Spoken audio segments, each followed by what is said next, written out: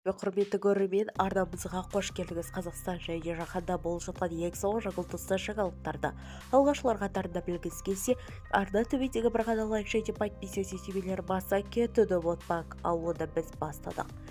Бүкіл әлем саған қарсы шыққандай, барлығы мүлдем бәрі. Сізде осындай болады ма, деді Диана Скатова өзінің хабарламасында. Сіз не істесеңіз де бәрі теріс айналады. Айналаңыз тек сатқындар мен арамзадаларға толы. Сіз солай көрінеді. Мен қолымды лақтырып айқайлағым келеді және жай ғана мен бас тарттым дегім келеді. Содан кейін сіз өзіңіздің бөлшектеніп алып өзіңізге айтасыз.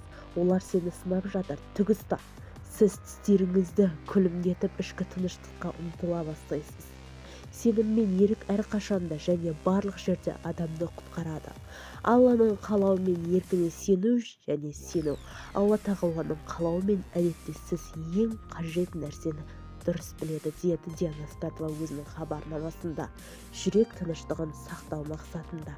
Видеоролик турасында толығырақ мәліметке ие болдыңыз, төмендегі бір ғана лайк түймелерін баса кетіңіз. Сау саламат болыңыз.